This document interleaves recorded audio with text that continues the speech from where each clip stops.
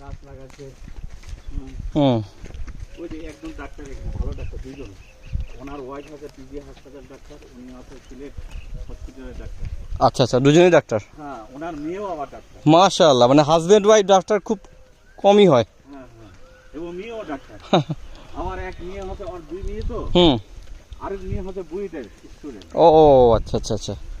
এই যে না, ওই মেয়েও যদি ডাক্তার হতো তাহলে তো ডাক্তার ফ্যামিলি বলা যেত আর কি। হ্যাঁ হ্যাঁ, এই যে যেমন ওই যে আমরা মাটি ফেলাচ্ছি এখানে। জি হ্যাঁ, যেটা বলছিলেন ওই যে আপনার মানে আপকামিং প্রজেক্ট, হ্যাঁ জি, মানে সেই পর্যন্ত আমাদের রেডি করা, সেই পর্যন্ত আমাদের ইলেকট্রিসিটি দেওয়া। ওকে। তারপর যখন আমরা এইদিকে যখন এগুলো কিন্তু পেন্টাগ্রাফ করা আছে, মাটি ভরাট কাজে পেন্টাগ্রাফ কিছু করা হয়েছে, এটা 30 ফিট দূর যাবে। এই পর্যন্ত আপনাকে বললাম যে আমাদের জায়গা কিনে আছে, ওই যে বিল্ডিং দেখছেন ইনকমপ্লিট, ওই পর্যন্ত।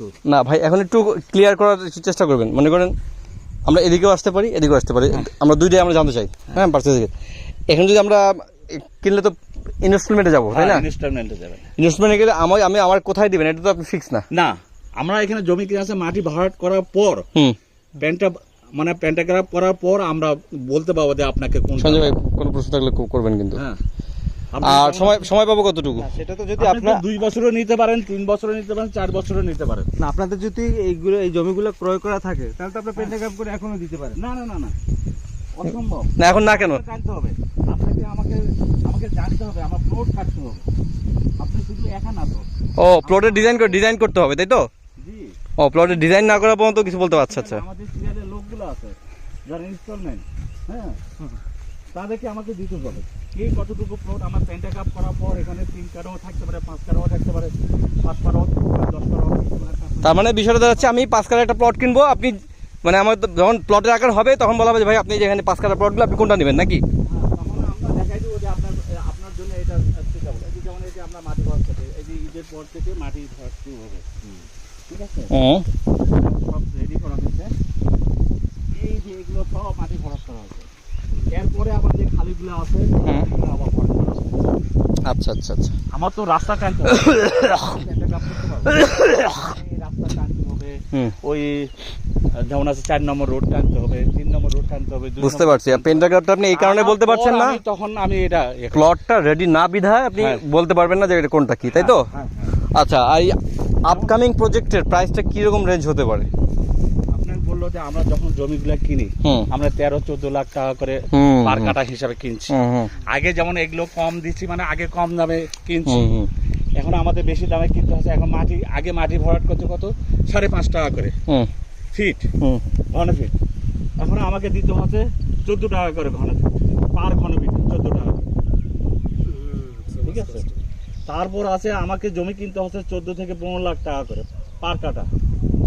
তাহলে আমার খরচ টরচ মিলে, আমাকে বিদ্যুৎ এই সে মিলে আমার কত বলছে যে আপনাদের যেটা জমির দামটা একটু বেশি হয়ে যাচ্ছে, তুলনামূলক একটু বেশি ভাই।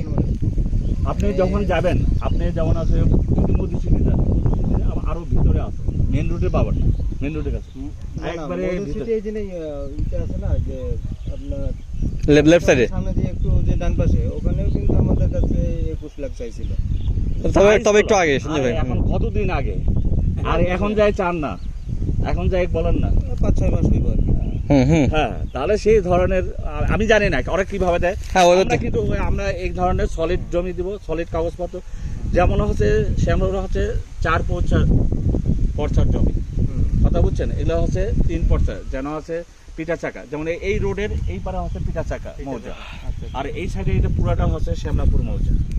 এটা আমাদের কতগুলো ভাগ আছে, মৌজা ভাগ আছে, মৌজা। মানে মৌজার উপর ভিত্তি করে রেট আপ ডাউন হতে পারে। হ্যাঁ, না, হ্যাঁ, শ্যামলাপুর মৌজার রেটটা একটু বেশি।